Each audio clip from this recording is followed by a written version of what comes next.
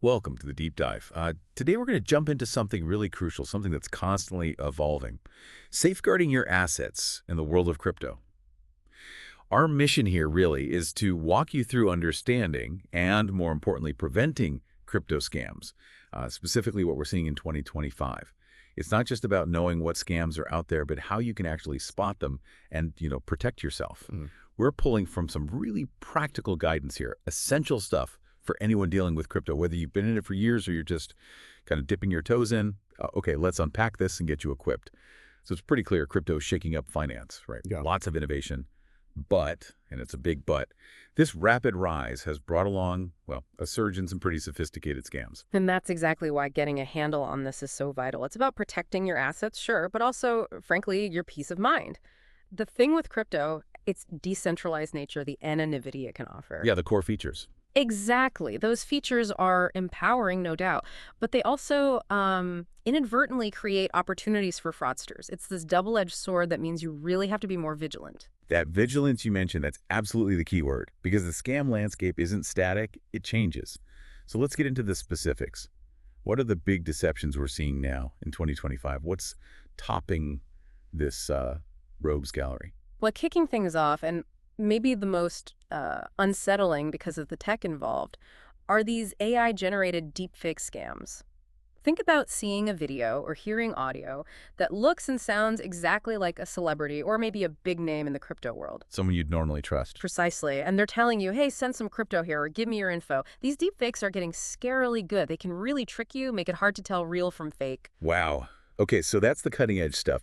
But are we still seeing the tried and true methods just adapted for crypto? Oh, absolutely. Phishing attacks, for example, still everywhere. But they're smarter now. You get these fake websites, fake emails, messages. Right.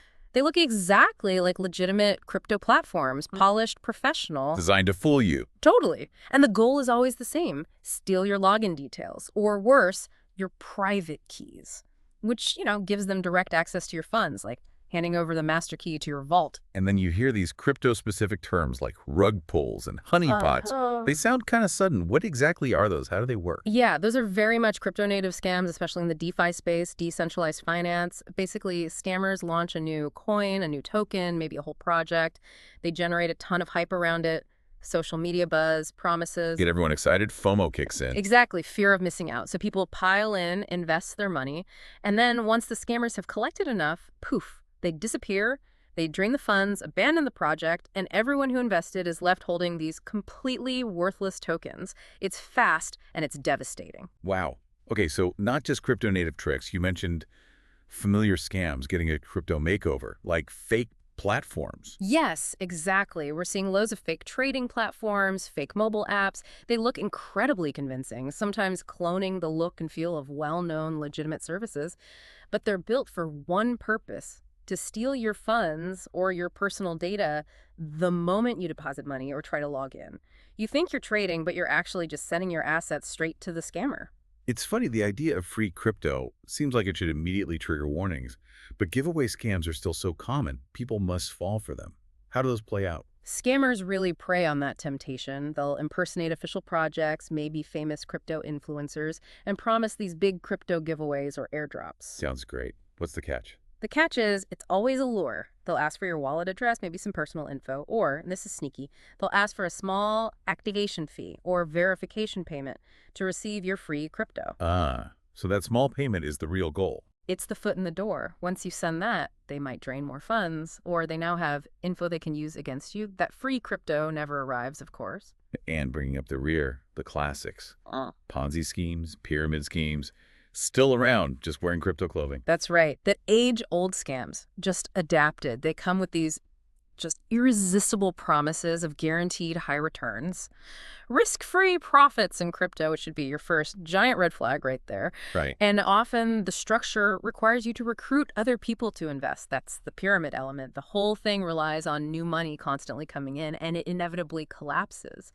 What's really fascinating when you step back is how these scams blend things. You've got high-tech stuff like AI deepfakes, Yeah. but they're paired with these timeless human weaknesses, right? Greed, the desire for a sure thing, fear of missing out, trusting authority figures. It's a potent mix. It really is a sophisticated threat landscape. Yeah. Okay, so knowing all that, What does this mean for you, the listener, when you see a crypto opportunity? It means you need to be looking for specific red flags. Let's start with just getting random offers out of the blue. Yeah, any unsolicited contact, random DMs, emails you didn't ask for, offering amazing investment deals or free crypto that should immediately make you suspicious. Legitimate opportunities generally don't just fall into your lap like that. You usually have to seek them out. You mentioned earlier how scammers mix tech with psychology. What's still one of the biggest psychological hooks they use, that core vulnerability. It's got to be the promise of guaranteed returns. Hands down. Anytime you see risk-free, guaranteed profits, can't lose investment associated with crypto. Huge, massive warning sign. Because crypto is inherently volatile. Exactly. And scammers aren't just selling you the idea of getting rich quick. They're selling certainty in a market that's defined by uncertainty and volatility.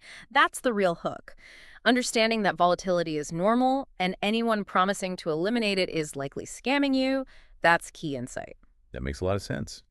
It also reminds me of another classic tactic, why the rush? Why do scammers always seem to use pressure tactics? They absolutely do. They push you to act fast. This offer ends in 1 hour. You have to get in now before it moons. Urgent situation. That's a major red flag. Why? What's the goal there? They want to short-circuit your thinking process, prevent you from doing research, talking to someone else, sleeping on it. They thrive on impulse decisions made under pressure. Okay, so pressure is bad. What about vagueness if a project just seems unclear? Big red flag, too. Look for projects with anonymous teams, no clear white paper or technical documentation, or just really fuzzy business models where you can't figure out how they actually make money or provide value. Transparency matters. Hugely. Legitimate projects are usually proud of their team, their tech, their plan. If it's all hidden or obscure, there's probably a reason, and it's usually not a good one. And something simpler, but easy to miss if you're not careful. The website address, the URL. Even tiny errors matter, right? Absolutely. Always check the URL in your browser's address bar. Scammers create fake websites that look identical to real ones, but the address will be slightly off, maybe a typo, an extra letter, a different domain ending like .org instead of .com. Takes 2 seconds to check. And it can save you everything. Double checking that URL is a critical habit. Okay, and let's hammer this one home. The golden rule of crypto security. Requests for private keys or seed phrases. It cannot be said enough. Huh? No legitimate service, no reputable platform, no trustworthy person will ever ask you for your private keys or your seed phrase. Ever. It's like asking for your bank account password and PIN. Exactly. Those keys control your crypto entirely. Giving them away is literally handing over your funds. No ifs, ands, or buts. And, this really raises a crucial point for everyone listening. How do you stay excited about new tech, about innovation, but also maintain that healthy, rigorous skepticism? Right, it's a balance. It is. And you find that balance partly by internalizing these red flags, making them second nature. Okay, perfectly leads us to the next part. This is crucial. How do you actually arm yourself? What are the actionable steps? These aren't just suggestions. They're really essential practices for your crypto journey. Let's start with the big one, DYOR. Do your own research. Yeah, this is the absolute foundation. You have to investigate any project, any platform, any influencer shilling a coin before you put any money in. That means digging into the team. Are they real people with track records? Reading the white paper doesn't make sense. Looking for independent reviews and analysis, not just the hype on their own social media. Don't trust, verify. Precisely. Yeah. And stick to platforms that have already earned trust. So using reputable platforms, what does that mean in practice? It means using well-known, ideally regulated cryptocurrency exchanges and established wallet providers. They generally have better security, customer support, and more accountability. And crucially, avoid downloading crypto apps or browser extensions from anywhere other than official app stores or the official project website.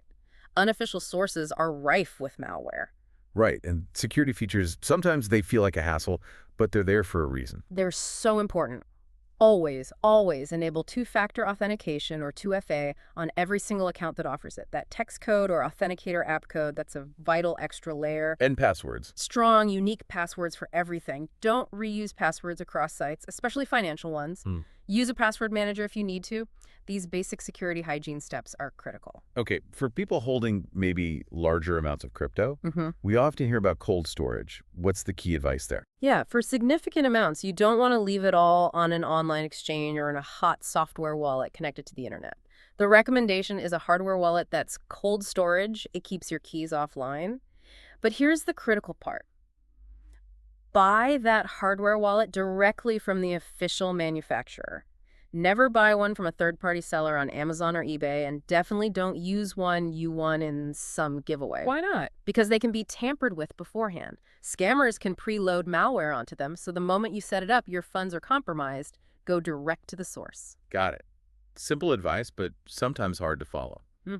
What about just ignoring random messages? It sounds basic, but it requires discipline. Just don't click on links, don't open attachments, don't respond to messages about crypto opportunities from people you don't know. And even if it looks like it's from someone you know, be cautious. Their account could have been hacked. Verify through another channel if something seems off. Which leads to the next point. Yeah. Always verify before you send crypto, especially if there's urgency involved. Absolutely critical habit. If someone, even a friend or colleague, messages you asking to send crypto urgently, stop. Pause. Double-check the wallet address they gave you very carefully, and then, crucially, verify the request through a completely separate communication channel. Call them, text their known number, ask them in person if possible. Don't just rely on that one message. That moment of verification can save you a fortune. It really can, and staying informed generally is key too. How so? This space moves fast. New scams pop up all the time.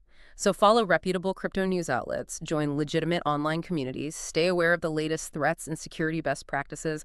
Knowledge is your ongoing defense. Okay, and let's address the worst case scenario. What should you do if, despite everything, you do fall victim to a scam? Okay, first, don't panic, but act quickly. Document absolutely everything you can, screenshots of the scam website or messages, transaction IDs from the blockchain, any communication you had with the scammers. Gather all the evidence. Then report it. Report it to the platform where the scam occurred, if applicable. Report it to law enforcement in the U.S., that's the FBI's Internet Crime Complaint Center, the IC3. Also report it to the Federal Trade Commission, the FTC. Does reporting actually help get money back? Honestly, recovery can be very difficult with crypto scams due to the nature of blockchain transactions. But reporting is still vital. It helps authorities track scammers, build cases, warn the public, and potentially shut down these operations to prevent others from becoming victims. And, if we tie all this back to the bigger picture, taking these actions, the research, the security measures, the reporting, it really gives you the power. It lets you navigate this exciting but complex digital world more safely, more responsibly. That's a great way to put it. Look, crypto scams are getting smarter, more sophisticated, that's undeniable. But thankfully, our understanding, the tools, the collective knowledge to fight back, that's evolving too. The key really is vigilance and informed caution. Exactly. Stay vigilant. Trust your critical thinking, maybe more than just your gut instinct these days. And always remember that old saying, if it sounds too good to be true, it almost certainly is. Which leaves us with a final thought to chew on. In a world where AI can now generate deepfakes so convincing they can fool our eyes and ears, mimicking people we trust perfectly, how much harder does it become to rely solely on trusting your instincts? What does this really mean for the future of digital safety when our fundamental senses can be so effectively deceived? Something to definitely keep thinking about.